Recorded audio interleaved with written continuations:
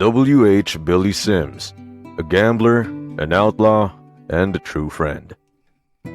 A shotgun, a gambler, and 2 dead bodies, all were found in the Vaudeville Theater. If all of you knew of Billy Sims was a young man not yet 19 years of age, then you'd wonder, how did he end up in this situation? We'll find out why at the end of this video. So let's unwind the clock and retell his untold story. At the back alley of San Antonio, there was this typical gambler dandy, W.H. Sims, which people called Billy. People knew how brilliant Sims was when it came to cards, dice, or poker. His probability of winning was surprisingly impressive. However, being a gambler means you're just a step away from any possible trouble. So Sims decided to have his own circle, someone whom he could rely on and trust. Eventually, he met Jack Harris, a saloon owner. They became great friends while going into dance halls and gambling houses together.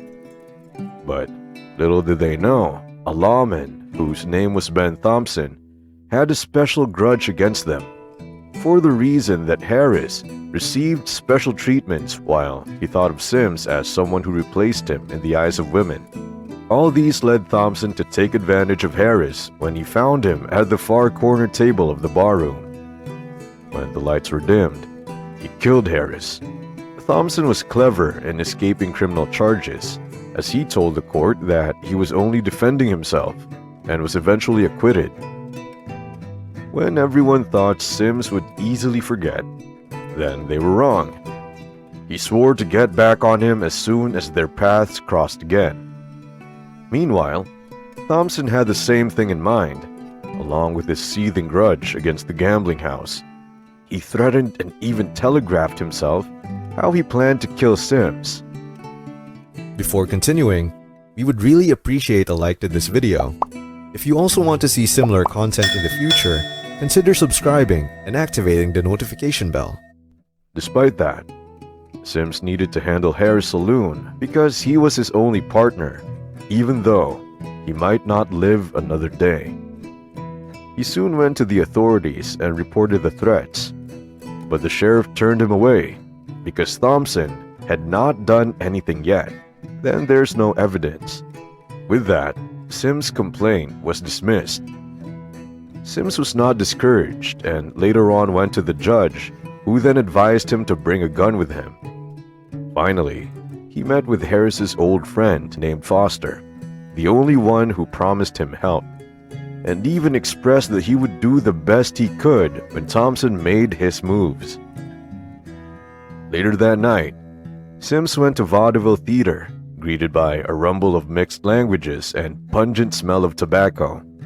Despite the cluttering sound, he could only hear the sound of his pounding heart, so he wove his way at the top flight of stairs, where he easily watched Thompson's arrival with a friend named Kingfisher. He stood up with his trembling knees when Thompson quickly fired at him first, and before he could think of anything, Foster arrived at the scene. Thompson gave him a warm welcome, but Foster greeted him the opposite. He mentioned Harris's death and how he disliked Thompson. Then a sinister grin appeared on Thompson's face. Without saying a word, he shot Foster directly to his mouth, sending him to stumble backward. Sims, who saw another lifeless friend, pulled out his pistol and fired rounds to Thompson and Fisher. In that night, Sims, who lived his life as a gambler, became an outlaw. You've discovered an amazing story about W.H. Billy Sims, so click this and discover another amazing story about the first ever Old West Saloon.